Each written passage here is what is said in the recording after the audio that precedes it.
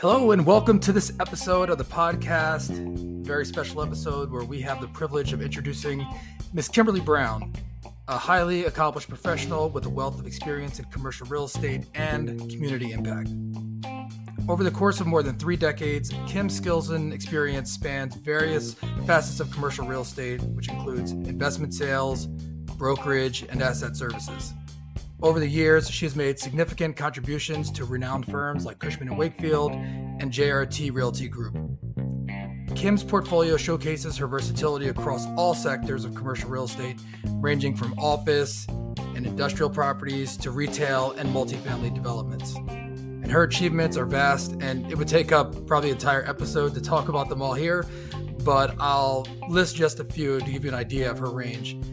She recently facilitated a landmark transaction representing UCLA in the acquisition of a former 24-plus acre campus, which also includes an 86-unit residential community. She's the founder and principal broker of Impact Realty. She's the president of AAREPLA, which is the African American Real Estate Professionals in Los Angeles chapter. She was recently recognized as the 2023 Commercial Real Estate Woman of the Year by NAIOP SoCal and Crew Los Angeles. And she was recently named Corporate Brand Ambassador of Solar Landscape. So I hope you enjoy this conversation as we dive into Kim Brown's exceptional career, her impact on community development, and her mission to bridge the equity gap in commercial real estate and urban communities.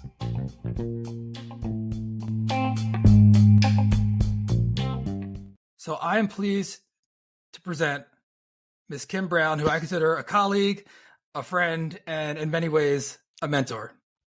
Wow. Thank you, Dustin. First of all, I'm just delighted to be here. Second of all of that said, I'm a broker. I broker people, rooftop, land, capital, all of that. So that's kind of what all that translates to. But first, let me just start off by saying I am delighted. And it's so interesting, Dustin, when you reached out to me, if you recall, I told you, I said, listen, I've kind of got a moratorium on podcasts going right now because I'm teetering on overexposure. But for you, I have to, just because I've got to honor our friendship, our relationship. And you and I have been at this thing, for a couple years now and trying to create solutions around bringing more folks of color into this industry, and we're aligned in that. And so I had to tell you yes, and I'm glad I did. So I'm excited to be here this morning.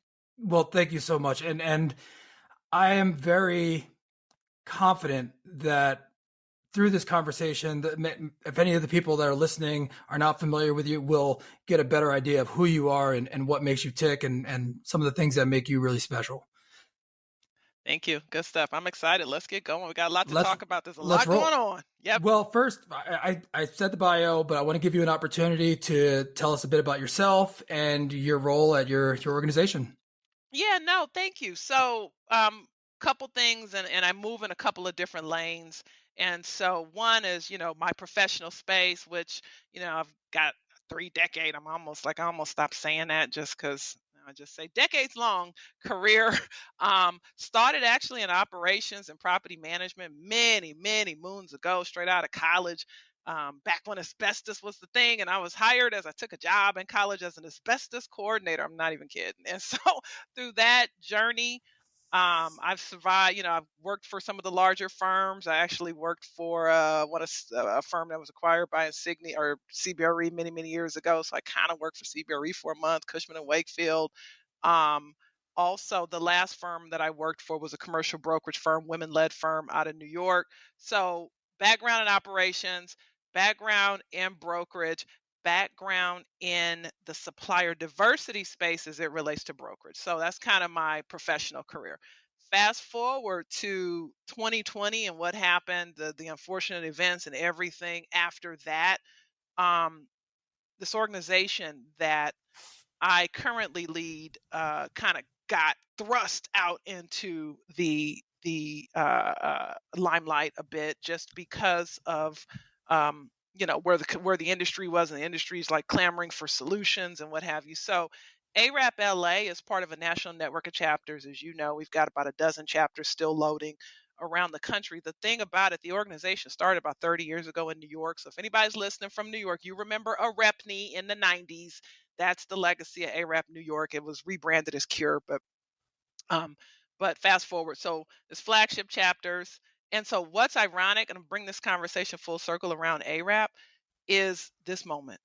This moment that we're in is a moment, and there's a couple things going. There's a housing crisis across America. My background's not even in multifamily, but suddenly I'm 99% in the multifamily space because of this housing crisis.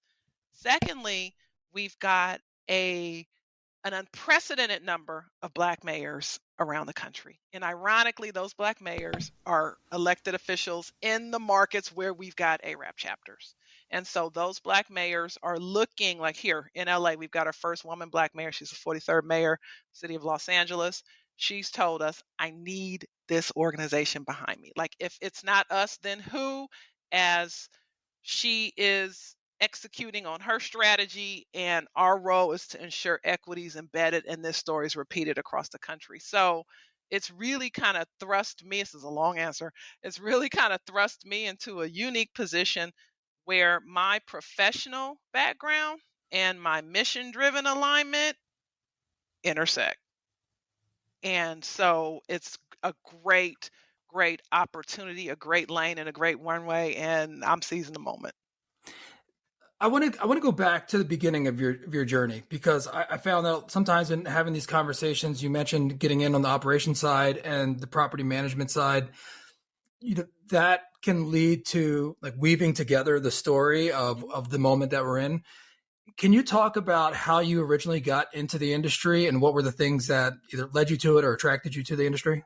Oh, yeah, sure. And so I fell into it. Like, for most of us, it's interesting. If I look at the comparison, now we've got 3 or 4, 5 generations in the workforce, because there's some folks that are on above baby boomers that are still hanging around. I know a broker here in Southern California. He's probably in his 80s now, so he's in a different generation. So um, when we were coming up, and this is late night, had no clue about commercial real estate, right? I'm just simply responding to a job opportunity on the job board at school.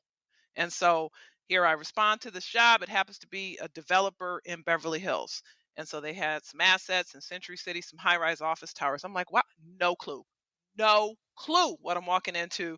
But it looked like back then it was paying like $12 an hour, which meant I was rich compared to everybody else, because minimum wage was like $3.35 then, right? Hmm. So I'm like, wow, whatever this is, it's flexible hours up to 25 hours a week. I got it. So just completely. And then from there, um, just early on, always had mentors. Always had mentors. There were always folks, and I could look back on the journey. There were always folks that sponsored me, right, on some level. Traditionally, they were white men. The industry is such. And so, even from that very first moment, I didn't recognize it then, but I had a sponsor. And then from there, moved into, so then I'm in the property management space. I'm enjoying it. And then more opportunities came. But then again, always having like a sponsor that made, even when I moved to New York, I mean, there was someone in position to rally, to announce to New York that I was coming, to create an opportunity and a lane for me in New York. Even when I returned from New York to LA, there was someone here that was prominent, that was like, hey, she's returning, Cushman and Wakefield, roll out the carpet, right? And so that's been key, and I that's almost it's so important for folks to find someone in the industry, not just to be a mentor, but to actually try and find someone that's got social capital, social currency, someone to really look out for you as you chart your path and blaze your So trail. what did that look like at the time? Because you mentioned that you didn't recognize it at the time. Mhm. What were those things that they did to, I mean, was it advice? Was it, and you said roll out the red carpet, but could you paint that picture and what the existence really looked like? Yeah, no, that's a great question. I've never been asked that question. That's a great question. So, and honestly, I can look back. I'm just grateful for it. I don't even have like a good answer for it. It's almost like folks saw something in me that I probably didn't even see at that particular time. Right. And if I look back on my journey, I can look back and see who's been placed in my path. I can see some of the things that um, I've done. It's just making yourself open and available, making yourself likable. Let me just say, listen, Mm. straight out the gate, straight out the gate. Being self-aware, if you don't do anything else, if under the sound of my voice, is be self-aware. Be self-aware about how you are projecting, what you are projecting, your body language, your smile. Like you definitely want to be open, and let's face it, even being a person of color, you really have to be self-aware and mindful. And I think I don't say that I was self-aware, but if I look back, it was some aspect of my personality that created this. And so what these folks would do is they would make sure I was always plugged into opportunities. Right? Hmm. Like they would always come for me, like come back. One fellow was a fellow by the name of John Combs. He was president of Insignia, president of O'Donnell Property Management Group back in the 90s. And then he was president of Insignia's US, what have you. And then he went on to form his own firm, River Rock Real Estate Group in Irvine, here in Southern California. I mean, John always came back to get me, always came for me, right? And this is like we've got a 30-year relationship. And even most recently, a little mad at me right now, but that's okay. A few folks are a little mad, but okay. Hi, John. But yeah, so that's just an example of really having sponsors when you're always in their minds for opportunities. There was and you have to stop me because you know I can suck the air right out of this I know. podcast. I'm in. I'm Okay. listening. I love So this. so there was this meme that I saw. Ebony Horace, she's a board member or one of the officers at AAREP Bay Area. Hey Ebony. She's also big with BOMA up in San Francisco. She posted something and she was like, shout out to those who speak on my name when I'm not in the room. That's a sponsor. Yeah. That's a sponsor. When I'm not in the room and they're no in a room, shout out to those who speak on my name in a room full of opportunities. I think it was something along those lines. That's what a sponsor is. I love that. I love that. So, okay. So you go, you're in LA, you're doing, so then you move to New York. Can you tell about that experience and what brought you there and what that opportunity was? Yeah, no, love this. So I was married at the time, and so my then husband had a role to transfer. He was with Fox at that point, and so they were moving him to the headquarters. So I'm like, okay. So again, I let my mentor John Combs know at that particular time. John's making phone calls, right? So I get to New York. There's a position waiting for me. And so it was interesting when I got there because I, at that point, had been sort of elevated to a portfolio manager here, still in operation, still in property management. This is in the late 90s. And I'll never forget, I got to New York, and one of the first role, I did a little bit of a pivot with another firm and was directly managing two buildings in New York. I'll never forget 51 West 52nd Street and 527 Madison Avenue. So, one, most building managers in New York are men. Two, I'm a woman of color. Three, and the biggest is that I'm not from New York. So Mm. here I am, and I hadn't directly managed in a long time, but there was this opportunity for me, and it was, great way to segue into the city and get used to, oh my God, like it was a whole different world, right? And so that was good. And then again, another opportunity opened up for me. I was again through sponsorships, and so they were like, "Hey, TIAA-CREF, big pension fund in New York. At this point, I was with the firm with Insignia, is looking for, we need an account manager. We need someone to manage this account. It's growing as fast as furious. It's got a whole bunch of dynamics and nuances, et cetera.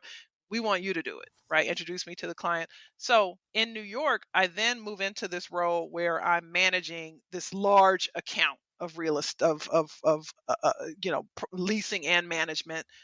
I am then asked to um, this is kind of a complicated story because TIAA-CREF is TIAA-CREF, like so 80%, and that's my number, of their participants are women, right? Because it's teachers, insurance, and annuity is how it Hmm. started. And so it's teachers, which traditionally teachers, educators, many times tend to be majority women.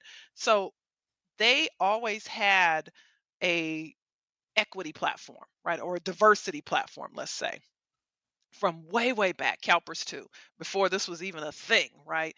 And so TIAA-CREF was also strong on MWBE participation. So I was asked to join this women-led brokerage firm in New York because TIAA-CREF had hired them and to be able to kind of be the catalyst for pulling this assignment together, which would give TIA-CREF some supplier diversity, um, credit, for lack of a better, it's a terrible way to say it, but some exposure. And then, it's also for the greater good. And that happened to be their slogan. So, long story short, short story long, that opened up my Rolodex in a Hmm. huge way because now I've got this national account that's the cat's meow. Everybody, it's one of the most prestigious accounts to have. It's TIA-CREF. So that just expanded my reach, expanded my Rolodex. In addition to that, because it was a women-led brokerage firm, I was also business development. So I was also charged with working with the principal of that firm and bringing in new business. And that business was oftentimes what we would call corporate occupiers, Fortune 500 business. So we're chasing down the JP Morgans of the world, trying to get their brokerage business, right? Trying to get their transactions business. That exposed me to a ton of people. So in that role, when you took that opportunity, was that a stretch for you? Like what did you see as far as in your personality and your skills? What were the challenges that you had in, because it sounds like that was a major step. Yeah, no, I mean, listen, it was just evolving, right? It was touch and go. It was like, oh, okay, we're doing this now. And honestly, a lot of it was just on the fly, right? Like, Hmm. oh, okay, now we're going to be pursuing a global occupier fortune ranked business. So now I'm sitting in these meetings with the global heads of real estate for some of the top, fortune ranked firms around the country, just doing my shtick. But I would always figure out, and here's my nugget. I would always figure out some hook, some angle to differentiate. Hmm. Always, always. And still to this day, like there's going to be some aspect, no matter what I do, that's going to be unique to the marketplace. And so that's a little bit of nugget in anything, particularly in your pursuits. Like you want to find an angle where you can differentiate yourself from the pack, or the marketplace hasn't seen what you're bringing to the table. And at that time, were you like how did you get that mindset? Was that something that you were, when you had that experience, you were thinking like, oh, I need to do this or that? Or was there anything from your past that led you to develop that mindset? Great question. You got some good ones. Okay. So, Well, I just want to know. oh no, listen, this is Selfishly, good. I want to know because I'm so impressed with what you've done, and to hear you actually speak on it is great. Now, listen, and so I will tell you, and I tell people this. So, as that story evolves, and now I'm moving into more of a business development role, chasing brokerage business for Fortune ranked companies, right? So that's putting me at some of these big tables and putting me in front of a number of folks. I'm also working with two New York brokers. So I tell people I was raised by wolves, right? Like it's like being raised by like cuz you're raised like the way I move and the way I interact because it's a different animal to be able to cut your teeth in New York brokerage, right? And in that environment. So even to this day I've got fantastic brokerage relationships.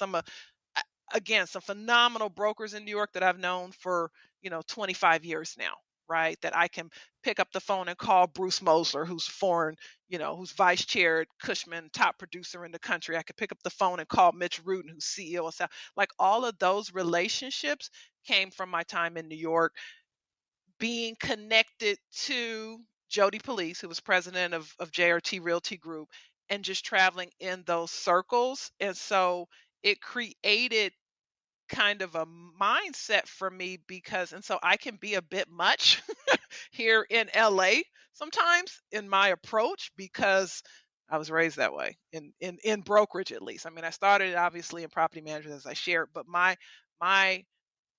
rearing in brokerage was two New York brokers. Mm, that's fantastic. Yeah. So, Okay, so you're in New York. I don't want to skip steps here, but when did you? How long were you there, and when did you come back to the West Coast, or yep, was there nope. anything in between? Yep. So I was in New York for 5 years. and then return. And it just got at that point, my daughter had come and it was like, okay, looking outside in the wintertime and then calling back home. And there's like Christmas time and they're like, oh, we're in the backyard. We're barbecuing by the pool. Like, what? And I'm looking outside and it's like a foot of snow. Like, all right, that's it. Let's go. So been back here actually 20 years. So New York seems a world away now. But get back here. At this point, we had then moved over to Cushman and Wakefield. And so, because I'm still with that small women's business enterprise, long story, we were aligned with Insignia. Insignia went on to be acquired by CBRE, and then we decided that we were with CBRE for about a month, and then we decided to take the show over to Cushman and Wakefield. So got back here, Cushman and Wakefield, again, similar role. I kind of convinced them, oh, I can still do the same role from Southern California. I'll be up at 5 a.m. and starting to, that lasted for a couple of weeks. And I was like, all right, I'm just gonna have my BlackBerry. Remember the BlackBerry? Yeah, I And do. yeah, had every color, every brand, still got one. I wish I could find it. But nevertheless, got back here and then the role became JRT's West Coast platform. So that just has me in complete business development role out here, primarily interacting with brokers out here. So now that through that process, that helped me to cultivate a deep network in the brokerage community here in Southern California. So now I've got the brokerage community in New York. I've got, because I manage the TICREF national account, I've got brokerage relationships across the country, but the depth is in New York and the depth is in California. So for the past 20 years, just really, you know, great relationships throughout the brokerage community here. And so to bring it full circle, as I'm moving into this mission driven work, all of these networks are colliding and they all Hmm. play a part. I've got, I think, 4 networks and I'm leveraging them all. There's something that I shared. I'm not sure if I shared it on the show before, but a couple of years ago, I was talking to somebody about the Venn diagram of my life and how it didn't really connect, like they didn't really overlap. And the things that I did for the my volunteer work and things I do in the community didn't really overlap with my day job. And the people that I played sports with didn't really listen to the same music I listened to. And I was talking to somebody about that, and like these everything seems separate. Like, and I referred to a Venn diagram, and I said they don't overlap. And the person said to me, he's like, well, have you ever stopped to think that maybe there are no circles? And it was so simple, but it was profound to me because it was like, yeah, wait a minute, what?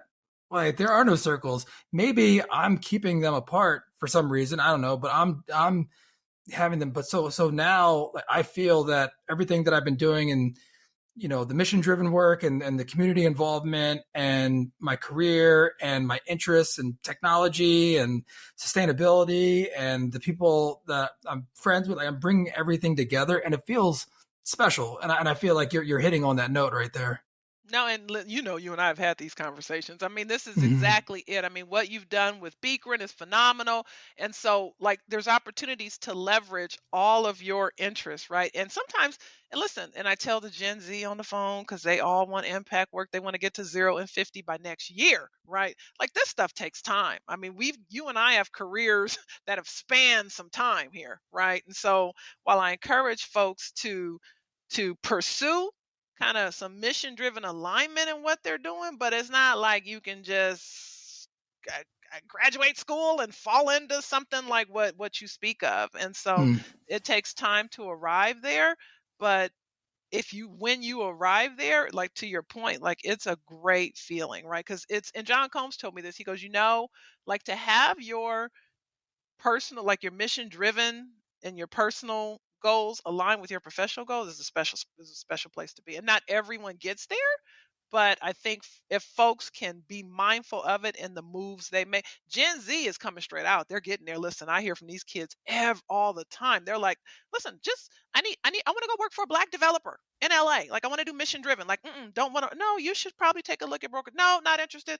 I want to make an impact right out the gate, or I want to go into renewable energy. I want to do something like I want to make an impact right out the gate for the good of the world, good of the community. I mean, they're just wired that way. But the problem is, they think they can get there like snapping their fingers. But no, listen, congrats to you, Dustin, because that's a great place to be. Oh, Uh, thank you. And it feels harmonious. Mm-hmm. It feels not perfect all the time. And there's a balance there, and trying to figure out where to put your attention, your time, your resources. But there is a harmony, and it feels good. So thank you. No, it's awesome. And a way to utilize all of your interests, your passions, and your skills, right? And Yeah. so, nope, good stuff. And again, it didn't happen overnight, and everything's been siloed in a way, but finding a way through time and organically having them all blend and come together, and for the greater good, for Mm-hmm. not just me feeling the harmony, but those around us in our community, our colleagues, our work partners, everybody, the whole world. No, um and make a buck or two in the process. oh Not a yeah, bad place of to be. course, of course. um yeah, I mean, that's the business part. That's the business part. So I want to make sure that we utilize our time effectively and talk about some of the things. Speaking of these endeavors that are near and dear to your heart, I wanted to give you the opportunity to talk about some of those things, and you could take whichever one that you want to start with, whether it's AREP, it's the solar, but whatever you want. And I appreciate that. It's so, let me see how I can distill this. It's so basic. So basically, this is, and I tell folks, listen, I'm a servant leader, but I'm also a catalyst, right? And so everything I do is centered around, I got to look at my list here. Everything I do is centered around bridging the gap, right? And so these gaps include, inequity, social, health, wealth, capital, environmental, climate, and now energy. And we'll get to that. So even all my board affiliations, I've kind of scrubbed everything. And so now, right now, everything that I'm involved in aligns around that. And so, like I sit on the advisory, I'm an advisor for the Well Building Institute's Health Equity Advisory. Right. Well, I accepted that because, listen, there's food deserts in our communities of color. Right. And so I can have a seat, I can have a voice, not a bunch of, and so it creates an opportunity for me to make an impact in that as well, supporting Well's mission, which is for the greater good. So, and then you've got, my role in ARAP in this ecosystem. That includes Beakrin, that includes Project Reap, that includes like it includes all of these trade organizations and these associations, and it's also it also includes kind of the intersection of what's happening within these Black communities and Black and Brown communities of color across the country, and these communities that what I call are have been historically overlooked, right, in terms of investment, in terms of everything actually. And it's intentional and it's systemic, and there's reasons why it is the way. There's redlining and there's zoning and there's just all this other stuff that goes. There's environmental justice and just all these other issues around these communities as to why they are, but they are. And so for years, for the past 50 years, my parents were some of the first Black folks in LA to move past redlining. And so, my mother's seen a lot. So she's 90 years old, 60 years in the same house. She's seen shifting and shaking and everything. So, but what's happening now is now these historically overlooked communities that have, and this is around the country, that have experienced, no one's been looking at them. They're not even a market. If you go look on any brokerage firms, they're not even identified as marketplaces, right? It's everything around these communities that are South Bay, downtown LA, West Side, like they're all markets, but not South LA, right? And so now they've experienced years of disinvestment. So not only have they not experienced investment, listen, investments pulled out of these communities. And again, that's systemic, that's a whole conversation. But you fast forward to today, it's the last frontier because now there's a housing crisis across America. There has been and there continues to be, and there is a surge in investment pouring into sitting on the sidelines with insatiable appetite, looking for deals, looking for access, looking for local developers, looking for sponsor operate, looking for investment partners targeted in that community. Like I've got, and so so I'm a catalyst in a number of different ways. So one, on the investment sales pipeline, right? So I've got a network of capital markets brokers across firms. I'm agnostic, what they call agnostic, in the sense that I could work with having rolled out of Cushman and Wakefield into my own platform, I can work with Newmark. Thank you, Newmark, for your re-up sponsorship. I can work with Avison Young. I can work with Jail. I can work with anybody. And so that creates a lane for me because now I've got access to a market that traditionally, the legacy brokerage network does not. The second piece of that is access to capital. And this is huge. And this will lead me to just kind of a roll into kind of the second lane. So investment sales is one. So again, broker of real estate, of land, broker of people, just goes with the territory. Broker of access to capital, bridging the gap. What we have, and I get this constantly, my inbox stays full of deals. And these are traditionally developers of color that need equity, right? On the other hand, my inbox is full of folks with capital from different buckets, be it institutional, be it with impact investment funds, be it private equity, be it private client, family office, be it opportunity zone funds, foreign capital. I mean, everybody's like, listen, they tell me, Kim, we'd like to meet new friends. That's code for we'd like to meet developers in your ecosystem with deals. So for me, and then I've got a network of capital placement agents around the country. And so for me, I can bridge all of that. And so with that has come an opportunity. And so we're in the process now. There's a group, and actually this is kind of the first conversation about it. I checked with my partners and they were good with me mentioning it. But I'm entering into a platform with a couple of folks, a couple of prominent folks in the industry, a strategic partnership.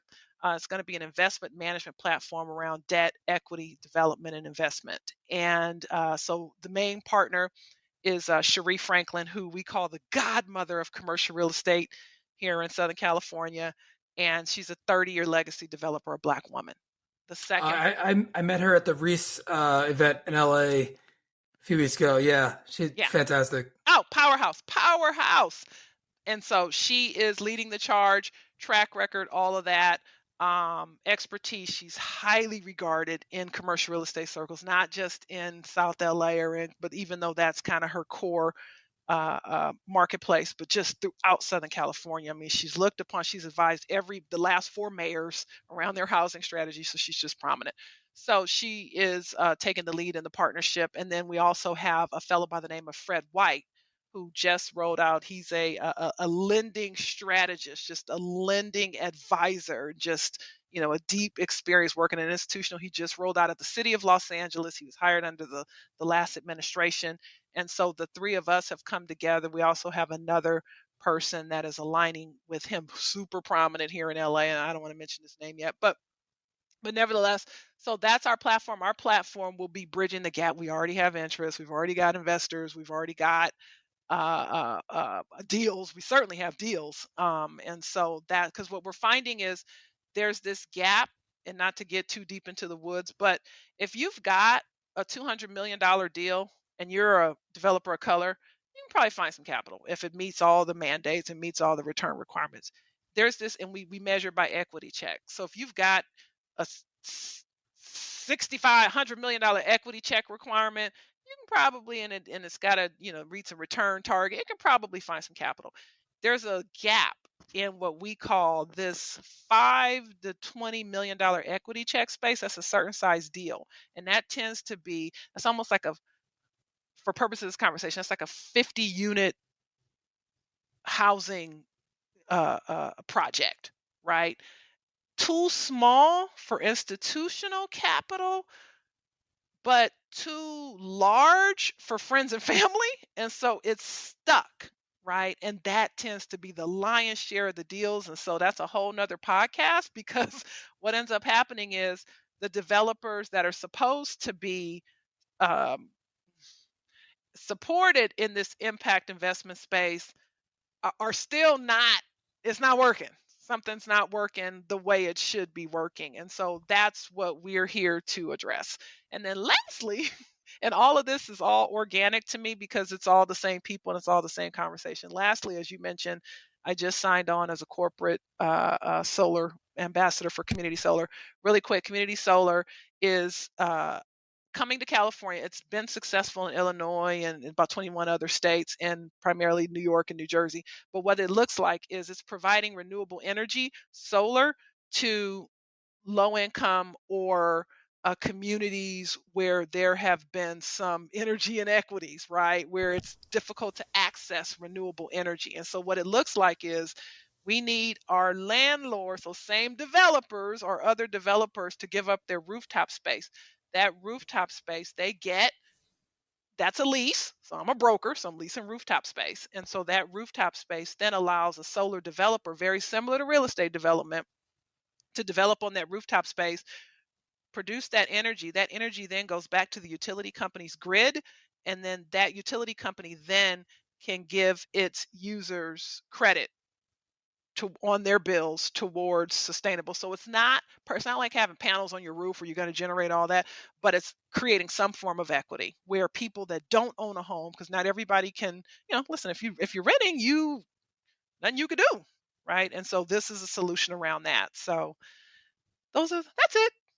Well, so that's something. I mean, we need to talk about this offline because what some of the projects that I'm working on have to do with solar and sustainability and EV charging stations and microgrids, and there's a lot there, and different type of government credits, and yeah, there's a lot there. So I think we're on the right track. And actually, It's all Dustin, going that call way. me. Let's schedule after this because I forget your utility in San Diego, but they are subscribing to to the California. It's actually Governor Newsom assigned a bill, and so it's in the rulemaking phase with the California Public Utilities Commission, et cetera. California, Southern California, Edison, and PG&E are the three, or San Diego. What's your San Diego gas and electric? SDG&E, but it's a Sempra company. SDG&E, SCE, and PG&E are Yep. all part of the mix. So let's schedule. Let's do it. But so okay, I want to. We covered a lot. I want to ask you a question about how you look back on things. You touched on it when you talk about your the mentors and having sponsors when you first started out. If you were to talk to 16-year-old, 17-year-old Kimberly Brown, what advice or what suggestions would you give her? Oh my God. It's almost like an emotional, like I would not have seen my journey like coming full circle like this, right? And so I would tell her, listen, you're a leader, leverage your leadership capabilities. I can see it. I was always the organizer. I've always, even when I didn't know it, I've always been the galvanizer, but I didn't know it. Right. And so I didn't always leverage that. But I mean, listen, like I was always class mom, or I was always team mom, or I was always during George Floyd. Listen, I have 500 people in the street here in Long Beach marching, right? Like Mm, I was always the galvanizer. And so I didn't recognize that. And maybe you don't at 16, right? But I wish I could go back and tell her that. But I have no regrets in the journey because it brought me here, the ups and downs. And listen, it has not been pretty the whole way. But I will tell you, I've always had some form of an ally or just some form of someone that was looking out for me. And I'm grateful for it, and I recognize that. and the fact that you recognize it and you see it, you're cognizant of it, and you mentioned before about that self awareness, like how you carry yourself and how you interact with other people, and your that awareness, I think goes a long way. I think it does, and I see it in the way you interact with those that are curious or need some help or some guidance, and I see that in the way you move. So yeah, And you're doing it. and I see it in you. That's why, listen, we recognize it, right? Because I mean, we both are cut from that, and you've got the ability to galvanize. It's a special thing, right? And so when you recognize it, it takes time. You probably get to a certain age where you're like, oh, wow, I see the whole journey. I see how it all had to happen. I see how it all happened, and now we're here. I mean, the Yeah, age I am now, my parents were retiring, right? Because the different generation, a different route they put in. 30 years in an industry like that, like you're out, right? With your golden whatever. But listen, just getting started, just hitting the stride now. yeah, and starting my own firm. There's been so many things that I thought I knew, and I'm getting to the weeds here, but things that you're like, oh yeah, like I hear what you're saying, and people talk about how hard it is and the different things that you have to do and how heavy the burden can be at sometimes. But actually doing it is like, oh, okay. It's like somebody could explain to you how wet the water is, but until you jump in, you don't know how deep it is, you don't know how cold it is, and you're like, oh, okay, this is experience. This is experience. It sure is. And if I can, last little point to your point, like I tell folks now, even my mindset. So I'm 4 months out of Cushman and Wakefield, right? I'm 4 months out of a W-2. So now I tell folks even how I move because I eat what I kill, right? So even how before I'm going lunch with everybody, right now I'm like, okay, got to think about, got to be Yep. intentional about everything because I'm eating what I kill, and that's a different mindset than when you're employed by a corporation and you're so You got that cushion. Yeah, yeah, it's a yeah, you got different that different cushion. thing. Yep, totally. But it's a good feeling to be able to get to this place. Well, most of the people that I talked to before I started this, and I've surrounded by fantastic people and a lot of entrepreneurs in my circle, and friends, family, and it's like if you're going to do it, there's no it's no great time. Like it's never going to be a perfect time, and the sooner you start, the sooner you learn the lessons, the sooner you get to the next step. Mhm. And I found that to be true, at least to this point. But also one of the things I noticed that the other people that have started their own business or started their own whatever it is in various different fields, different ventures, they recognize it. And here's a big thing. Here's a big takeaway for me is I've realized that if someone's like, how things go and you're good, then there's nothing to do with that. There's no way. They're like, oh, great, I'm glad you're doing well. But if you're vulnerable and you really share what your challenges are, not in a complaining, whiny way, but like, oh, this is what's happening. These are my challenges. This is what I'm trying to do. Then people have an opportunity to assist. Mhm. Then people say, oh, if that people like the galvanizers like yourself say, oh, this is what you're having trouble with. Why don't you talk to this person? Or have you tried this software? Or have you done this? This might help you. But until you're vulnerable and share what you need help with, it's probably not going to come. Mhm. And That to your that's the biggest lesson I think I've learned so far. because your network is your net worth, Dustin, and you've cultivated and curated this powerful network. So your all your solutions are right in that network, right? So if you're not talking about it, folks don't know. Folks want to help. Folks want to jump in, right? Folks want to be Mm-hmm. solution, or they should be. The folks, at least the folks you want in your circle, want to be solutions oriented. And so whether it's listen, I tend to be a sponge for vulnerability and I can get vulnerable and just could just be just the authenticity, but no, I mean absolutely, because the network, if you've got a good network around you, it should want to be supportive and want to see you win. And like even as we're talking now, like that community solar piece is stuck in my head. So we definitely Oh, need to schedule after this because we're doing it. We're doing there's some it. We're doing it. synergy, Destin, that we could be doing. But again, that comes from talking. Whether Yep, it's the good, the bad, or the ugly, if you're talking, then folks can figure out a way to help. absolutely. So, Kim, thank you so much for your time. Always a Fun. pleasure speaking with you, and I feel like I'm walking away with a lot here, and I hope our listeners will as well. And listen, this has been so fun, and like as I knew it would be, Dustin, because this is really, and honestly, you know what this is? This is just you and I talking. Remember that time we were at the IMN conference in Monarch Bay in Laguna Beach, and we're just sitting there, and you and I are talking and sharing. This was an extension of that. I do, and I agree. Yep. So I'm just delighted. I love what you're doing with your platform. I love what you're doing with Beekren. Just keep it all up. I saw your BizNow partnership with Beekren. So keep going.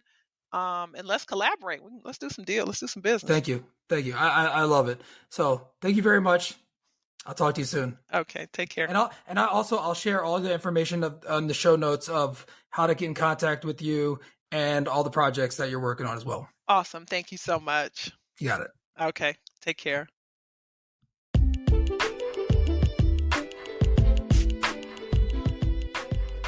Thank you for tuning in to this episode of the Tools, Talents, and Techniques podcast. We hope you found the conversation insightful and engaging. And if you enjoyed this episode, we invite you to like, subscribe, and share the podcast with your network. By subscribing, you'll never miss an episode as we continue to bring you inspiring discussions with industry leaders and pioneers. Stay connected to the latest insights, trends, and strategies across various fields, from business and entrepreneurship to technology and innovation. Your support is vital in helping us reach more listeners and expand our community. So don't forget to leave a review and share your feedback. We appreciate your input and are committed to delivering valuable content that empowers and inspires. To stay updated on future episodes, be sure to follow us on either LinkedIn or our website, suttonrea.com. You can also find us on most podcast platforms like Apple, Spotify, Google, and Amazon. Thank you for being part of the Tools, Talents, and Techniques community. We look forward to bringing you more engaging conversations and valuable insights in the future. Until then, keep exploring, learning, and applying these tools, talents, and techniques to achieve your own success.